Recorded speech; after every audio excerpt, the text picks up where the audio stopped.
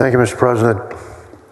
Members, let me first express my gratitude to Lieutenant Governor Patrick for the manner in which he has worked with me over the last 2 weeks on this issue and for trusting me with this policy area since 2014. We have in good faith tried to address an emotional and highly charged issue in a bill I believed was not a violation of my oath nor the U.S. Constitution. I offered such a bill 6 times before this body and a 7th in committee last week.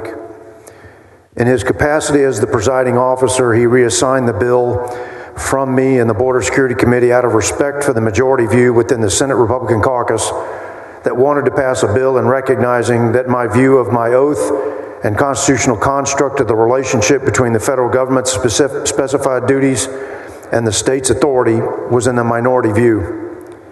With that in mind, I respect my colleagues' desire to pass a bill to message our concern to our constituents for the continued unacceptable situation this administration foists upon the nation that Texas unduly bears, and offer my compliments to Senator Perry for taking on a tough mission.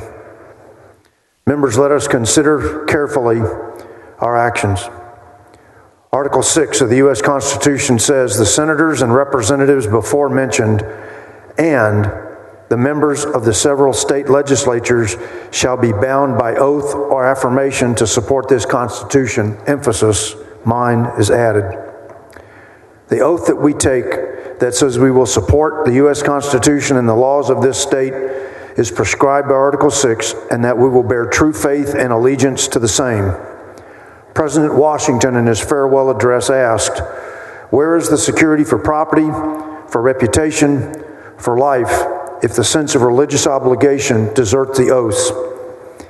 Even though there are numerous federal officials maliciously violating their oath and the requirement for true faith and allegiance to the same, and I particularly note my belief that the Secretary of Homeland Security and the President himself are in this category, there is no clause in the U.S. Constitution that says the wrong I believe we are about to commit allows us to step outside the bounds of our oath and the text of the Constitution.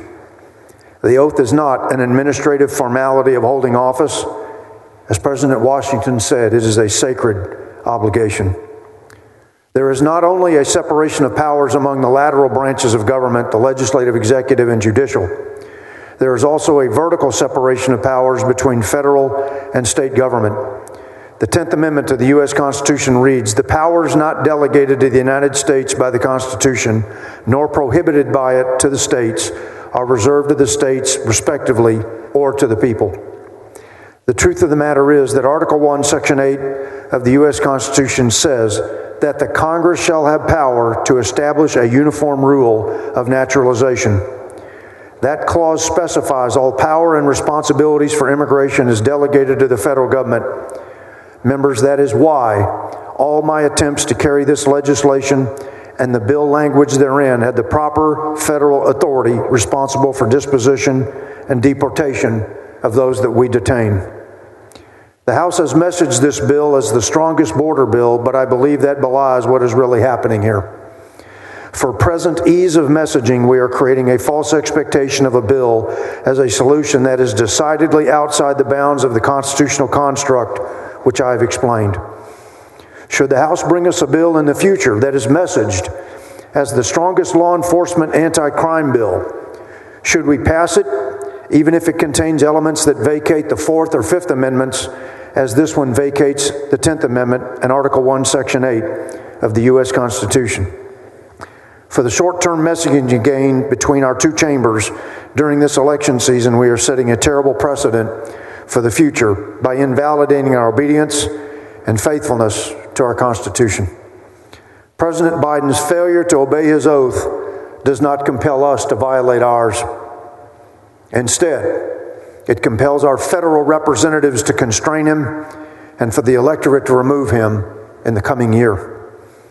To close, let me return to President Washington's farewell address, where he warns of that which we are on the precipice of now doing. He states, "If in the opinion of the people the distribution or modification of the constitutional powers be in any particular wrong, let it be corrected by an amendment in the way which the Constitution designates.